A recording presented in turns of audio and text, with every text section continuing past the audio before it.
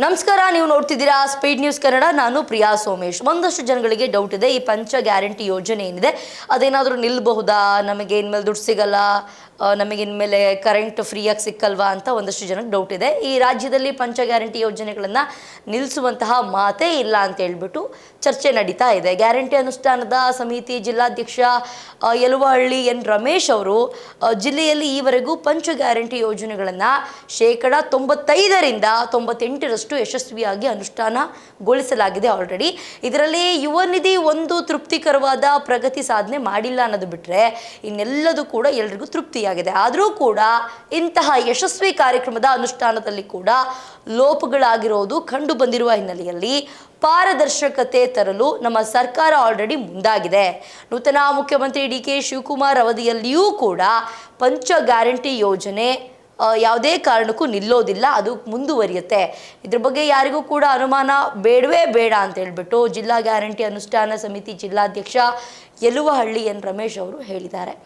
ಈ ನಗರ ಹೊರವಲಯ ಜಿಲ್ಲಾಡಳಿತ ಭವನದ ಜಿಲ್ಲಾ ಪಂಚಾಯತ್ ಮಿನಿ ಸಭಾಂಗಣದಲ್ಲಿ ಜಿಲ್ಲಾ ಗ್ಯಾರಂಟಿ ಯೋಜನೆಗಳ ಬಗ್ಗೆ ಅನುಷ್ಠಾನ ಪ್ರಾಧಿಕಾರದ ಅಧ್ಯಕ್ಷ ಎನ್ ರಮೇಶ್ ಅವರ ಅಧ್ಯಕ್ಷತೆಯಲ್ಲಿ ನಡೆದಂತಹ ಸರ್ಕಾರದ ಮಹತ್ವಾಕಾಂಕ್ಷಿ ಗ್ಯಾರಂಟಿ ಯೋಜನೆಗಳ ಅನುಷ್ಠಾನ ಕುರಿತು ಪ್ರಗತಿ ಪರಿಶೀಲನಾ ಸಭೆಯ ನಂತರ ಅವರು ಮಾಧ್ಯಮದವರೊಂದಿಗೆ ಮಾತನಾಡಿದ್ದಾರೆ.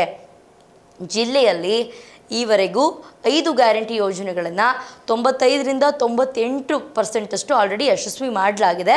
ಇದರಲ್ಲಿ ಯುವ ನಿಧಿ ಒಂದೇನಿದೆ ಅದು ಜನರಿಗೆ ತೃಪ್ತಿಯಾಗಿಲ್ಲ. ಆದರೂ ಕೂಡ ಈ ಒಂದು ಪಂಚ ಗ್ಯಾರಂಟಿ ಏನಿದೆ ಯೋಜನೆ ಅದನ್ನು ಯಾವುದೇ ಕಾರಣಕ್ಕೂ ನಿಲ್ಲಿಸೋದಿಲ್ಲ ಅಂತ ಹೇಳಿದ್ದಾರೆ. ಇದರ ಅರ್ಥ ನಿಜವಾದ ಫಲಾನುಭವಿಗಳಿಗೆ ಮಾತ್ರ ಸೌಲಭ್ಯ ತಲುಪಬೇಕಿದೆ. ಈ ಬಗ್ಗೆ ಕ್ರಮ ವಹಿಸುವಂತೆ ಅಧಿಕಾರಿಗಳಿಗೂ ಕೂಡ ಸೂಚನೆಯನ್ನು ನೀಡಲಾಗಿದೆ ಅಂತ ಹೇಳಿದ್ದಾರೆ. ಈ ಮರಣ ಹೊಂದಿರುವವರ ಹೆಸರಿನಲ್ಲಿಯೇ ಬೇರೆಯವರು ಕೂಡ ಹಣ ಪಡಿತಿರುವ ಬಗ್ಗೆ ಸರ್ಕಾರದ ಗಮನಕ್ಕೆ ಬಂದಿದೆ. ಆಲ್ರೆಡಿ ಸತ್ತೋಗಿದ್ದಾರೆ, ಅವ್ರ ದುಡ್ಡು ಕೂಡ ಬೇರೆಯವರು ಪಡ್ಕೊಳ್ತಾ ಇದ್ದಾರೆ.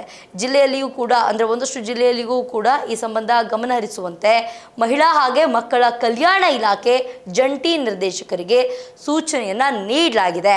ಇದಕ್ಕೆ ನಿದರ್ಶನವೆಂಬಂತೆ ಒಂದೇ ಖಾತೆಗೆ 19,020 ಮಂದಿ ಫಲಾನುಭವಿಗಳ ಹಣ ಸರಿಸುಮಾರು 45 ಕೋಟಿ ಜಮೆಯಾಗಿರುವುದು ಆಘಾತಕಾರಿ ಸಂಗತಿಯಾಗಿದೆ ಅಂತ ಹೇಳಿದ್ದಾರೆ. ಈ ಪ್ರಕರಣವನ್ನು AEG ತನಿಖೆಗೆ ಒಪ್ಪಿಸಲಾಗಿದೆ ಅಂತ ಕೂಡ ಹೇಳಲಾಗಿದೆ. ಜಿಲ್ಲೆಯಲ್ಲಿ ಯಾವುದೇ ಕಾರಣಕ್ಕೂ ಈ ರೀತಿಯ ಅಚಾತುರ್ಯವಾಗಲಿ ದುರ್ಬಳಕೆಯಂತಹ ಪ್ರಕರಣಗಳಾಗಲಿ ಕಂಡು ಬರಬಾರ್ದು ಅಂತ ಹೇಳಿದ್ದಾರೆ. ಅದರ ಜೊತೆಗೆ ಗೃಹಲಕ್ಷ್ಮಿ ಯೋಜನೆ ಪ್ರಾರಂಭವಾದಾಗಿನಿಂದ ಕೂಡ ಈವರೆಗೆ ಜಿಲ್ಲೆಗೆ 3,092 ಕೋಟಿ ರೂಪಾಯಿ ಅನುದಾನ ಆಲ್ರೆಡಿ ಬಂದಿದೆ. ಗೃಹಲಕ್ಷ್ಮಿಯಲ್ಲಿ 56 ಕೋಟಿ 5 ಲಕ್ಷ, ಗೃಹಜ್ಯೋತಿಯಲ್ಲಿ 14.50 ಲಕ್ಷ, ಅನ್ನಭಾಗ್ಯದಲ್ಲಿ 16 ಕೋಟಿ 79 ಲಕ್ಷ, ಶಕ್ತಿ ಯೋಜನೆಯಲ್ಲಿ 15.40 ಲಕ್ಷ, ವಿದ್ಯಾನಿಧಿಯಲ್ಲಿ 77 ಲಕ್ಷ, ಹೀಗೆ ಒಟ್ಟಾರೆಯಾಗಿ 3,092 ಕೋಟಿ ರೂಪಾಯಿ ಜಿಲ್ಲೆಗೆ ಬಂದಿದ್ದು DBT ಮೂಲಕ ಫಲಾನುಭವಿಗಳ ಖಾತೆಗೆ ಆಲ್ರೆಡಿ ಜಮೆಯಾಗಿದೆ ಅಂತ ಹೇಳಿದ್ದಾರೆ. ಸಂತೋಷದ ಸಂಗತಿ ಅಂದರೆ ಈ ಶಾಲಾ ಕಾಲೇಜುಗಳಲ್ಲಿ ಶಿಕ್ಷಣ ಪಡಿತಿರುವಂತಹ ಹುಡುಗರಿಗೂ ಕೂಡ ಮುಖ್ಯಮಂತ್ರಿಗಳು ಈಗ ಅಟ್ ಪ್ರೆಸೆಂಟ್ ಉಚಿತ ಬಸ್ ಪಾಸ್ ಘೋಷಣೆಯನ್ನು ಮಾಡಿದ್ದಾರೆ. ಇಲ್ಲಿವರೆಗೂ ಹೆಣ್ಣು ಮಕ್ಕಳು ಫ್ರೀಯಾಗಿ ಬಸ್ಸಲ್ಲಿ ಓಡಾಡಬಹುದು ಅಂತ ಹೇಳಿದರು. ಆದರೆ ಈಗ ನೂತನ CM ಆಗಿ ಡಿ ಕೆ ಶಿವಕುಮಾರ್ ಅವರು ಬಂದಾದ ನಂತರ ಗಂಡು ಮಕ್ಕಳಿಗೂ ಕೂಡ ಅಂದರೆ ವಿದ್ಯಾಭ್ಯಾಸ ಮಾಡ್ತಿರುವಂತಹ ಗಂಡು ಮಕ್ಕಳಿಗೆ ಉಚಿತ ಬಸ್ ಪಾಸ್ ಘೋಷಣೆಯನ್ನು ಮಾಡಿದ್ದಾರೆ. ಈವರೆಗೂ ಜಿಲ್ಲೆಯಲ್ಲಿ 6,000 ವಿದ್ಯಾರ್ಥಿಗಳು ಬಸ್ ಪಾಸ್ಗೆ ಆಲ್ರೆಡಿ ನೋಂದಣಿಯನ್ನು ಮಾಡಿಕೊಂಡಿದ್ದಾರೆ. ಇಲ್ಲಿವರೆಗೂ 6,000 ಹುಡುಗರು ವಿದ್ಯಾರ್ಥಿಗಳೇನಿದ್ದಾರೆ ಆಲ್ರೆಡಿ ಬಸ್ ಪಾಸ್ಗೆ ನೋಂದಣಿಯನ್ನು ಮಾಡಿಕೊಂಡಿದ್ದಾರೆ. ಸ್ಥಿತಿವಂತರು ಕೂಡ BPL ಕಾರ್ಡನ್ನು ಪಡೆದಿರುವ ಬಗ್ಗೆ ಮಾಹಿತಿ ಇದೆ. ಅಂದರೆ ಚೆನ್ನಾಗಿದ್ದರೂ ಕೂಡ ಮನೆಯಲ್ಲಿ ಫಿನಾನ್ಷಿಯಲಿ ಅವರು ಕೂಡ BPL ಕಾರ್ಡನ್ನು ಪಡೆದಿರುವಂತಹ ಬಗ್ಗೆ ಮಾಹಿತಿ ಇದೆ. ಬಡವರಿಗೆ ನೀಡುವಂತಹ ಈ ಕಾರ್ಡನ್ನು ಸ್ಥಿತಿವಂತರು ಕೂಡ ಪಡೆಯುವ ಮೂಲಕ ಭಗವಂತನಲ್ಲಿ ನನ್ನನ್ನು ಈ ಸ್ಥಿತಿಗೆ ತಳ್ಳು ಎಂದ ಹಾಗಿದೆ ಅಂತ ಹೇಳ್ಬಿಟ್ಟು ಹೇಳಿದ್ದಾರೆ. ಅಂದರೆ ನನ್ನೂ ಕೂಡ ಇಲ್ಲಿ ಇನ್ನೂ ಕೂಡ ಅದಕ್ಕಿಂತ ಕೆಳಮಟ್ಟಕ್ಕೆ ತಳ್ಳು ಅಂತ ಹೇಳ್ಬಿಟ್ಟು ಕೇಳ್ಕೊಳ್ತಿದ್ದಾರೆ ಜನರೇ ಅಂತ ಒಂಥರ ಅಲೆಯವಡಿ ಮಾಡ್ದಂಗೆ ಇದೆ.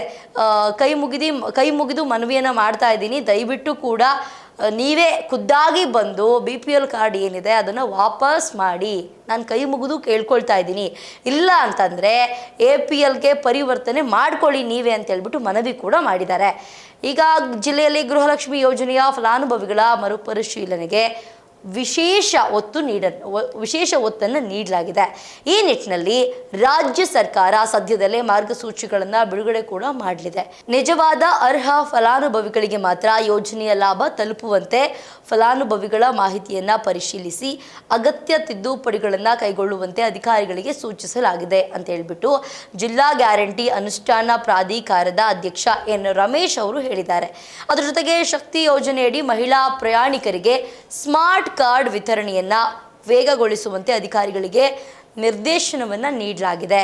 ಇದೇ ವೇಳೆ ಶಾಲಾ ಮತ್ತು ಕಾಲೇಜಿನಲ್ಲಿ ವ್ಯಾಸಂಗ ಮಾಡ್ತಿರುವಂತಹ ಗಂಡು ಮಕ್ಕಳಿಗೂ ಕೂಡ ಉಚಿತ ಬಸ್ ಪಾಸ್ ವಿತರಣೆಯ ಪ್ರಗತಿಯನ್ನು ಕೂಡ ಪರಿಶೀಲಿಸಿ ಯಾವುದೇ ಅರ್ಹ ವಿದ್ಯಾರ್ಥಿ ಸೌಲಭ್ಯದಿಂದ ವಂಚಿತರಾಗದಂತೆ ಕ್ರಮವನ್ನು ಕೈಗೊಳ್ಳಲು ಆಲ್ರೆಡಿ ಸೂಚನೆಯನ್ನು ಮಾಡಲಾಗಿದೆ.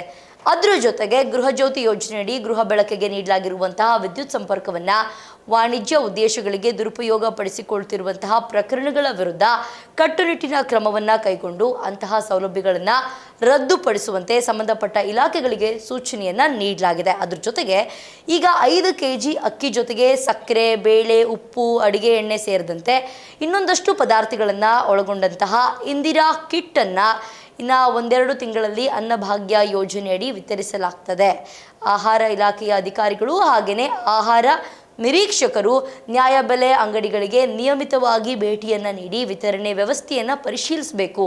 ಹಾಗೆಯೇ ಸಾರ್ವಜನಿಕರಿಗೆ ಯಾವುದೇ ತೊಂದರೆ ಉಂಟಾಗದಂತೆ ನೋಡ್ಕೊಳ್ಬೇಕು ಅಂತ ಹೇಳ್ಬಿಟ್ಟು ಹೇಳಿದ್ದಾರೆ. ಇನ್ನು ಮುಂದೆ ಯಾರು ಪಾಪ ಬಿಲೋ ಪಾವರ್ಟಿ ಲೈನ್ ಅಂತ ಏನಿರ್ತಾರೆ ಅವರು ಮಾತ್ರ ಎಲ್ಲ ಯೋಜನೆಗಳನ್ನ ಬಳಸ್ಕೋಬೇಕು.